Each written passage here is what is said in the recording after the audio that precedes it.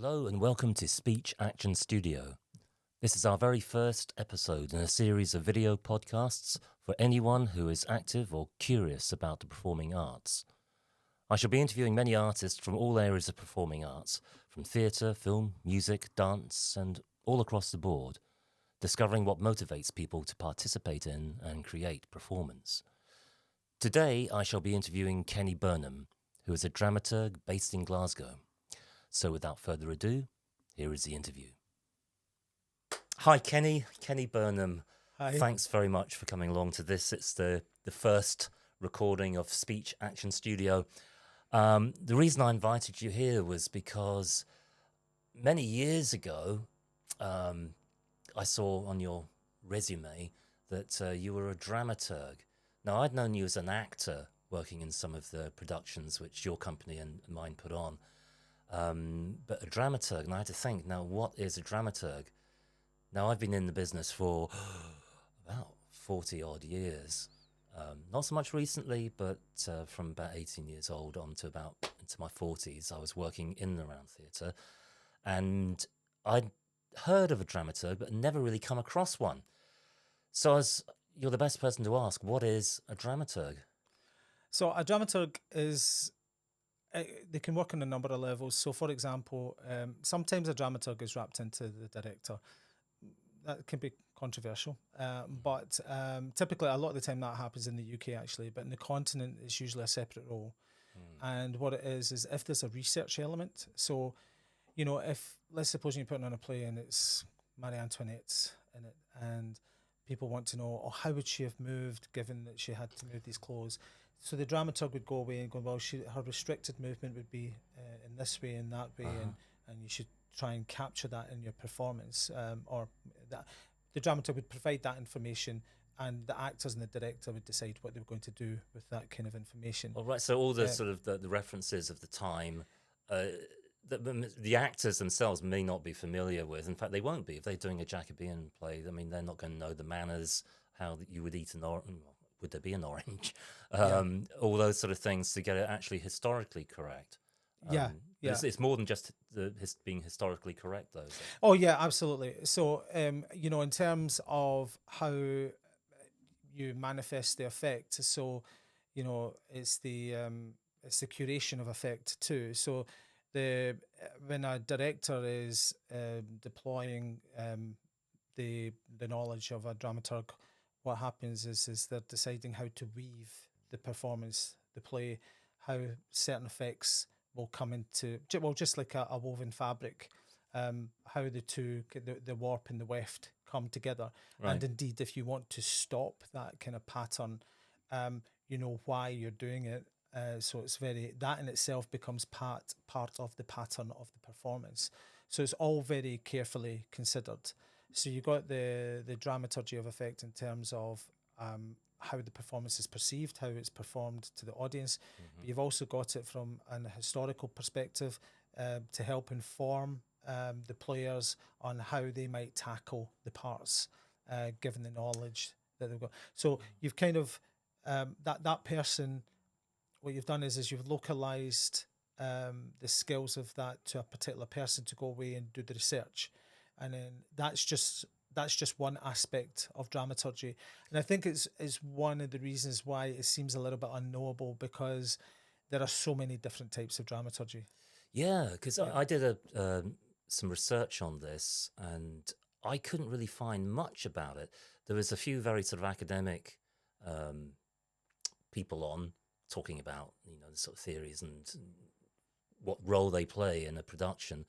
And there was a few, well, two dramaturgs who actually were speaking to camera, and they were totally different. One was quite a traditional view, as you've just explained, about historical context and maybe the politics of the time and all this. The other one, it was like, again, what you were saying, how the audience are going to perceive what the actors are doing, and making the actors actually think about what's going to be coming across to the audience. Yeah. And indeed thinking about the audience, what situation they've brought into the theatre, and how these two things are going to meet each other. So, I remember seeing a film with Al Pacino about the making of Richard III, and he had a dramaturg. It's the only time I'd ever seen one, and big guy with the beard, and they were arguing. Really, it was good-natured arguing, I think, but they were really having a go. They disagreed about this. They were arguing about that. Does this occur? I can't imagine it, but does it occur? I think sometimes you get friction between when they're separate people. You can get friction between a dramaturg and a director. I think it helps to have clearly defined roles, and I don't mean just by putting a label on it. It's like saying, okay, here's the bounds of your role. If you don't do that, there's no two doubts about it. The aspects of the dramaturg can bleed in or inform aspects of the director. Now, if you've got a director who likes to be in control of everything, that can be problematic. Yeah, I bet it is. I think that it's a danger for, in many ways, directors have to be in control, otherwise chaos can ensue and anarchy can break out. But I think it can also go too far, can't it? I mean, my experience of directing is that I get my best ideas from the actors. And from, if you give them a certain amount of freedom, well, a lot of freedom, and you actually see things, interpretations which you hadn't thought of, and then you go, yeah, that actually works, or that sounds right. I wasn't sure about that line before, but now it sounds right. So I think being open, I think it's generally speaking creatively, being open to the people you're collaborating with is generally a good thing. Yeah, and I remember, so you had directed A Journey Around My Room, the stage production. Yep. Just to be clear, not the audio production, Yep. which came later. And I remember we just finished doing that somewhere in the West End, and I knew I was going to be doing my first directorial role, which was for something I'd written, which was Hollow. And that was going on at Govanhill Baths. And I remember we met up, and you gave me a crucial piece of advice, and I've never forgotten it. And I've passed it on, actually, which is, and I said to you, how, in that moment when you've got actors that are trying out something with the script, and, you're just in a hall and, Woodlands, have you got any advice? Which was a very generic question, but you came up with a very specific answer, which was that you said, when a scene is failing, let it fall, because in that moment you might see something that you can use. And I found that really useful advice, and I have deployed that when I've been directing. Yeah, I mean, I always think just let things fail, and the solution is much clearer. If you try and avoid, if things aren't going particularly how you want them to go, and you're trying to, no, stop, let's think and let's see how we can. If you keep on going back and back and back, whereas if you let it fail, very often it's I know where it's gone wrong here. So and also I think it means that the actors are more relaxed. The more they think that it's okay to fail, they're more relaxed and they're less likely to. That's what I found. So what do you see your role as a dramaturg going on to in the future? Do you have projects lined up? Is it just you've got other aspects, or do you sort of think that dramaturgy sort of can belong in all aspects of performing, directing, and writing? It's definitely in all three. All three. So when I'm writing, I kind of mentioned Hollow there. This is before I did the MLET at Glasgow University.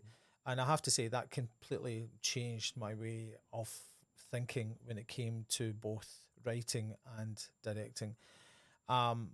I think up to that point, I thought that once you told the story, that was it was told. So there's no point repeating yourself, if I could put it that way. And not that with the exception of A Journey Around My Room, so I have done that a few times. But and what it does is it unlocks. You can tell, as I mentioned before, a story in many different ways, but it's there in the writing too. So when you've got an idea for a play, I mean, I don't write straight away. I usually let it percolate. It's a weird thing. I couldn't tell you when is right, but I also know when when I've left it too long. Yeah. And there comes that moment you go, now's the time to write. And at that point, you just sit down, you write it, and at that point, there's also you've got an idea in your head about the dramaturgy of the piece that you have in mind, and that's why it's important, because you might have an idea, a concept for a play, but it's unlikely at the very earliest stage that you'll know how you're going to shape it. When finally I sit down, because I don't write at the computer, what I mean is I don't get my ideas there. I definitely don't. Yeah. I get my ideas away from the computer, and then I come and I write it out. But usually by that point, I know exactly the effects that I'm going to deploy throughout that kind of story, and that kind of works for me. Yeah. So it's there in the writing stage. If you're directing the piece, what I find really interesting is a lot of the time I will contradict myself by the time I get, because there'll usually be this lapse period. You've written it maybe a year ago, 2 years, maybe sometimes 3 years or 4 or more.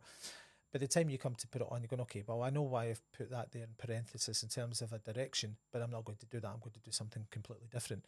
And I think that's really interesting, because when you're in the space, you're really in a dialogue with the actors at that point. And I think that's really healthy, because otherwise it becomes a bit dictatorial. No, I said 3 years ago it's got to be this way, and that's the way it's going to be. Yeah. And I do appreciate there are different styles, because obviously Samuel Beckett had, I'm not sure he was a director, though he was a writer, wasn't he? So playwright, but you know, he had very specific to this day, I believe. You've got to put his plays on a very set way, you know. So Yeah, I mean, not that I'm comparing myself to Beckett, by the way. no, well, oh, God, no. I mean, so I remember, was it Waiting for Godot? In his sort of legacy, it cannot be done, even though he's long gone. Yeah. It still can't be done in certain ways. There was 2 women actors. They were very new to the game, and I say that again. 2 actors who were very new to acting, and they wanted to do Waiting for Godot, and they asked me just to come in. It was, you know, it was just a sort of to help them out. And I said, can you actually do this? I mean, I'm pretty sure that he said it must be performed just by men. And they didn't go ahead and do it. And they were biting off far too much for a first attempt at a piece of theatre. You know, if you're new to acting, it was far too big. But it actually, I started to think about this, because and I thought, now, there always has been a tradition in theatre of women dressing up as men and behaving as men, and highlighting some aspects of male masculinity or whatever, and taking the piss out of it, really. I'm not talking about drag. I'm actually talking about actual sort of portraying of men. And I thought these 2 tramps or whatever, they could have been down and out music hall artists. I think it was Ian McKellen said when they were doing, and he was doing it with Star Trek guy, Patrick Stewart. I think they sort of said, well, we're old music hall turns who are down in their luck, and it gave them a sort of a platform, something to work from. I thought, well, you could do this as 2 women who were male impersonators on the stage. And so a lot of the references, the male-only sort of references, it would sort of work. And I was wondering if you approached the estate and said, no, women can play this. Yeah, if though, and I'm sure they could, because it would be really, really interesting. I mean, I totally agree. I mean, I think also there was a play I'd written a few years ago, and given that I was doing pop-up theatre, it was called They'll Get You Now You're Gone, and in it was about an architect and I saw that one. having a nervous breakdown. It was a little bit related to my life down in Cambridge, but not that I'm an architect. But and there was a point where I had 2 older women in it. They were telling about their lives living in the old Hutchie C in Gorbals, and you had that issue of going, okay, well, these women are clearly older. They've got to be north of 60, probably heading towards 70, if not north of that. And I just had 2 the younger actors who were already in the other scenes play these 2, and they did a fabulous job, because obviously it's just about the mannerisms and just maybe a token, you know, having a shawl over your just or a headscarf, and Yes, in that instance, I mean, audiences are very intelligent. I mean, in the first instance, they're going to, well, clearly I can see that that actor's not 70, they're clearly 25 or whatever. But the very next thought is going, oh, yes, I knew somebody like that, Yeah, these old it's people in the amazing what community. audiences will buy Yeah, into. yeah, They will accept. I mean, theatre in itself is not really a naturalistic form, no, no. and you can say, like a mime artist or something. Yeah, It can be anything, and you'll believe it. yeah, because it was also, Glenda Jackson playing Lear when she came back out of Yeah, politics. yeah, And, it's just about capturing the characteristics of that actor. You don't sit there the whole time thinking of the gender of yeah, that actor. And she wasn't playing Lear. I mean, I didn't see it, but I understand she wasn't playing Lear as a woman. She's just capturing the idea of being, yeah. And why not? I mean, yeah, I think if you're an actor, I think that's perfectly exactly. legitimate and really interesting because you're gonna get a different insight, I think, into the Yeah, character. And it's good to look at a character, any character, whatever gender, whatever, and to sort of try and get into their skin, their thoughts, their yeah, feelings, and stuff. And that's really the heart of acting, as I see it. I know there are yeah, yeah. different ideas. So Uh, my cat's just walked through the room, and she's now left the studio.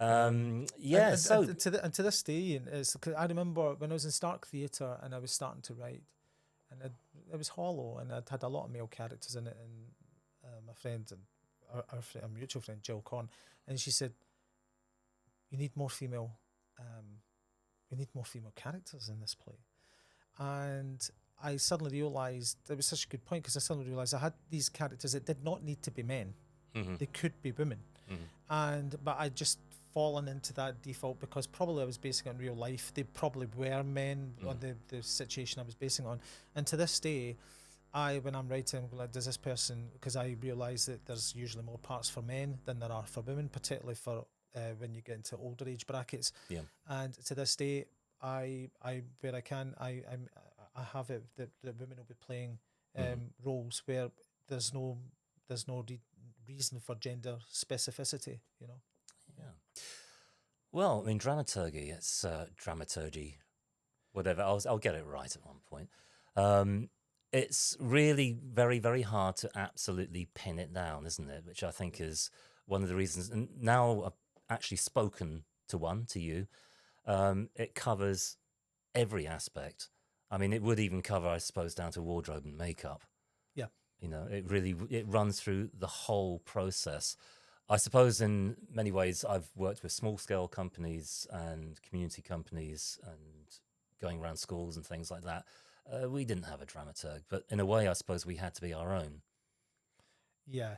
I mean, it's not uncommon, for example, for particularly when you've got pop up theatre companies, for the actors to essentially do their own, as you said, dramaturgy. But the problem with that approach is you've got several people doing their own dramaturgies that might not necessarily align. Now, Uh, if you've got the issue with a lot of pop up theatre is you're so stretched in a whole lot of roles that you're just trying to get to the performance state. mm, And I mean, I know there was a couple of Stark productions, for example, whereby there was decisions made that we wouldn't do now. But I remember the first time. I mean, Stark had been gone for a good few years, but the first time it all really came together, and it was 100, and it was directed by. yeah, And it was funny yeah, because that's the first time I didn't have a word for it at the time because I hadn't yet studied dramaturgy, and that's what you brought to that piece because it was this very kind of abstract. mm, There was these abstract scenes that were created for each of these characters, which strangely added a depth to it, and it really touched audience members because I remember, I yeah. mean, even to this day, though, if you say to people Stark Theatre and they happen to know it, Mhm. the one production they'll mention is 100. Yeah, I absolutely loved that. It was funny because I'd more or less made up my mind to pack in the whole thing. I suppose, a lack of commercial success in the industry, the business, and I was a bit downhearted. And I thought, I like these people. I've worked with them before. They're good to work with, and I thought, right, I'll just go whole in on this one, and came up with an idea. The play was quite obscure. It had been devised, and very That's often right, yeah. to use a devised piece in a piece of theatre is quite difficult because you're not the people who are making it up as they go along, more or less, in rehearsal. So I thought, we've got to unite this with something. Yeah. And I thought, well, physical theatre. Yeah. How are you going to get a group of people who I'm pretty sure hadn't done physical theatre before to do this? And I thought, well, Laban, it starts off Yeah. very simple, Yeah. Laban, and it gets very complex. Yeah. We'll just pick on the simple things and we'll use them. And it should unify everybody together, just learning how to sit down, stand up, move forward, move side, pick something up. And we won't have props. We'll just have a few bits and pieces, and we'll be as inventive as we can be.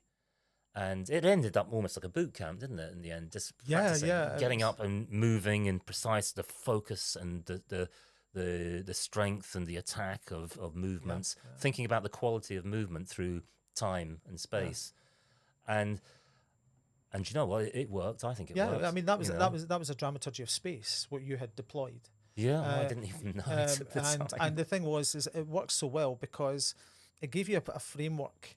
You know, it didn't matter what had happened to you that day. You might have had a terrible day, but you knew exactly how to get back into that character. And I could tell from my colleagues, fellow actors, that they were the same. And what was fascinating about that was, up to that point, I mean, I knew how good an actor Jill was, but she had the main role in that. And people were blown away by her role because it was always there, but I think she'd always played smaller roles before that. And and in that, because of your direction style and the dramaturgy you brought to that piece, it just allowed everybody to blossom. And to the extent that I think that was the only one we took on tour, and we were still able to produce that. It didn't matter. And I'll be honest, I think if we toured any of these other plays whereby you had the challenges of different spaces, it'd have been much more of a struggle. But because you'd provided this kind of framework, we were able to go in there, okay, we know what we're doing. Okay, this place is a bit smaller, so we'll just navigate that with this framework. And it's funny, and now you talk about it, I mean, it would be a really good approach to have, generally speaking, if you were directing or part of a company, to have that sort of some sort of basis, a through line, where you all understand how, even just like how you stand up, how you sit down, how you speak, how you use your voice, how you focus. And it really, really does sort of help unify the whole thing together. Yeah. So, well, that's cool. And thank you for the compliment. Not at all. It's well earned. It was nice. So actually, I mean, it sort of saved me in a way, that production, because I thought, well, this works great, you know. Yeah. And so the future. What are your plans? What's next? So I've been. I'm in talks potentially with a theatre company based in Glasgow about putting on. So I've got a trilogy of short plays. Oh. And one of them was something I created a film of during or post lockdown. I can't remember, and that was called Head, which stands for Hope, Expectation, Disappointment. About this character who is really, you don't know who they are. So it's not the Monkeys film? No. And it's definitely not the Monkeys film. And you think that they're funny and you want to be, and you suddenly realise actually they're a bit darker than you think they are. But then you potentially feel a bit sympathetic towards them, depending on who you are, depending on your viewpoint. And that was a one act play. And then there's one which is an intertext, a curatorial intertext with King Lear, and believe it or not, ABBA. So it's already been performed in one aspect, but it's been kind of rewritten. And the idea is that Lear forgot one thing when he was divvying up his estate. He forgot his ABBA records. And who gets them?